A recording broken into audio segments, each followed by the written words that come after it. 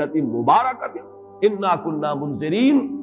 فیہا یفرق کل امر حکیم امرا من عندنا انا کنا مرسلین۔ وہ ہمارے پاس سے وہ فیصلے جو ہیں وہ صادر ہو کر اور حوالے کر دیے جاتے ہیں، گویا کہ آپ جیسے کہتے ہیں آرڈر ایشو ہو گئے، آپ کے تبادلے کے یا آپ کی ترقی کا جو حکم ہے ایشو ہو گیا۔ تو یہ گویا کہ یہ 1 سال کا معاملہ، اور اس کے ساتھ ہی نوٹ کر لیجئے قرآن حکیم میں معلوم ہوتا ہے کہ اللہ تعالیٰ کے ہاں سے یہ فیصلے جو ہیں قضاء و قدر کے اور جو بھی اللہ کے احکام ہیں ان کی تنفیذ تدبیر امر، اس کے لیے بھی کئی لیولز معین ہیں۔ چنانچہ سورہ سجدہ میں جو فرمایا گیا ہے وہ تو یہ ہے کہ 1000 سال کا معاملہ طے ہو جاتا ہے۔ یدبر الامر من السماء الى الارض ثم يعرج الیہ فی یوم کان مقدارہ 1000 سنۃ مما تعدون۔ تمہاری تعداد اور تمہاری گنتی اور تمہارے حساب اور تمہاری تقویم سے جو 1000 سال بنتے ہیں، اللہ تعالیٰ کی تدبیر امر اس کے حساب سے ہوتی ہے، اور پھر اس کی تکمیل کے بعد پھر ملائکہ جو ہے اس کی جو رپورٹ ہے وہ لے کر اللہ تعالیٰ کے حضور میں حاضر ہوتے ہیں۔ یہ کہا جا سکتا ہے کہ جیسے ہم یہ سمجھتے ہیں کہ 7 آسمان ہیں، ان 7 آسمانوں کے ساتھ اللہ تعالیٰ کا یہ جو تدبیر امر کا معاملہ ہے کہ جو سمائے دنیا ہے اس پر وہ سالانہ ایشو ہو رہے ہوں احکام قضاء و قدر کے، اور وہی ہے کہ جو پھر اس سال کے دوران ان کی تنفیذ ہو جاتی ہے۔ اور اگر اس سے آگے 100 برس کی کوئی پلاننگ ہے تو وہ دوسرے کہیں آسمان پر،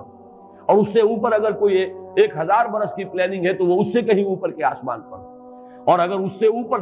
10,000 برس کی کوئی پلاننگ ہے تو اس سے اوپر کے آسمان پر ہو۔ یہ سارے معاملات عین ممکن ہیں، یہ عالم امر کی وہ باتیں ہیں جن کو صحیح طور پر سمجھنا ہم صرف اشارات کے حوالے سے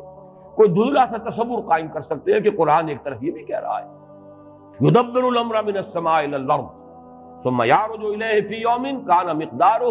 1000 سنۃ مما تعدون۔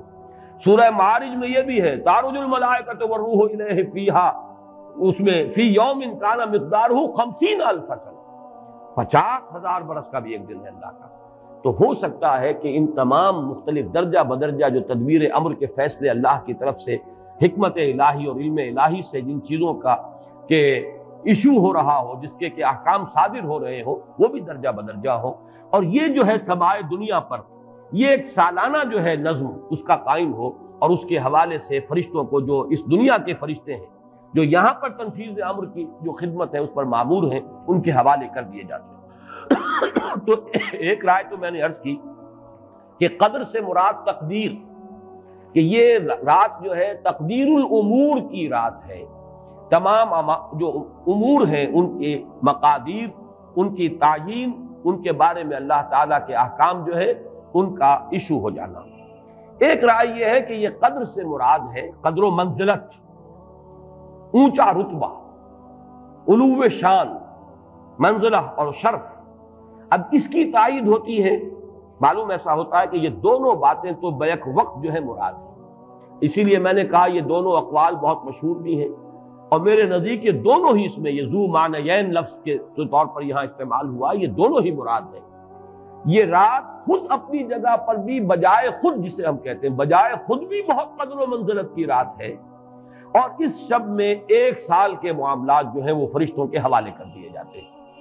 اس اعتبار سے اس کو کہا گیا لیلہ مبارکہ، انا انزلناہ فی لیلۃ مبارکہ،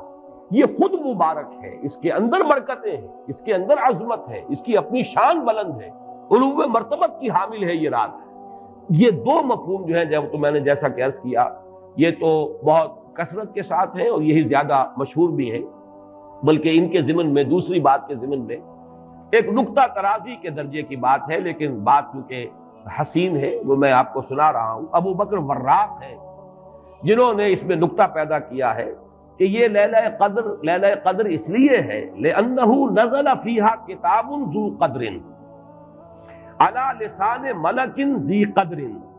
علی امت لہا قدر۔ یہ 3 انہوں نے قدر جمع کیے ہیں کہ یہ اس لیے اس کو لیلۃ القدر کہا گیا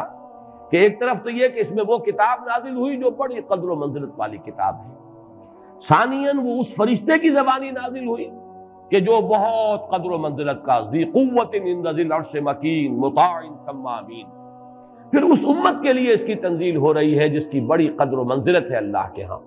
اور شاید اسی وجہ سے وہ کہتے ہیں جناب وراق کہ شاید اسی وجہ سے لفظ قدر جو ہے اس سورہ مبارکہ میں 3 مرتبہ آیا ہے. انا انزلناہ فی لیلۃ القدر وما ادراک ما لیلۃ القدر لیلۃ القدر خیر من الف شہر. لیکن جیسا کہ میں نے عرض کیا ہے یہ بس ایک نقطے کے حد تک ہے، ایک دلچسپ نقطہ ہے، میں نے اس کا تذکرہ کر دیا ہے. ایک تیسرا مفہوم جو شاذ ہے جو لیا گیا قدر سے، کہ قدر کا ایک مفہوم ہے تنگی کا بھی، جیسے کہ سورۃ الفجر میں ہم پڑھ چکے ہیں فَأَمَّا الْإِنسَانُ إِذَا مَا ابْتَلَاهُ رَبُّهُ فَأَكْرَمَهُ وَنَعَّمَهُ فَيَقُولُ رَبِّي أَكْرَمَنِ وَأَمَّا إِذَا مَا ابْتَلَاهُ فَقَدَرَ عَلَيْهِ رِزْقَهُ فَيَقُولُ رَبِّي أَهَانَنِ. انسان کا معاملہ عجیب ہے کہ جب اس کا رب اس کا امتحان لیتا ہے، اسے آزماتا ہے، نعمتیں دے کر، عزت دے کر، تو کہتا میرے رب نے مجھے عزت دے دی. اور جب اس کا رب اس کو آزماتا ہے اس پر رزق کو تنگ کر کے، تو وہ کہتا میرے رب نے مجھے ذلیل کر دیا. تو یہاں پر جو تنگی کا مفہوم ہے قدر میں، تو ایک مفہوم یہ لیا گیا ہے کہ یہ لیلۃ القدر لیلۃ الضیق ہے، اور یہ اس لیے کہ اس زمین پر اتنی کثرت سے، اتنی کثیر تعداد میں فرشتے نازل ہوتے ہیں کہ تنگی پیدا ہو جاتی ہے. اب ظاہر بات ہے کہ یہ اس عالم ارواح کے ساتھ مناسبت رکھنے والے لوگ جن کی اپنی روحیں جو ہیں وہ اس درجے لطیف ہوں کہ کچھ مناسبت ان کو پیدا ہو گئی ہو، صرف ان کا ایک ادراک ہو سکتا ہے. باقی یہ کہ جہاں تک لفظ کا تعلق ہے اس میں اس کی گنجائش موجود ہے.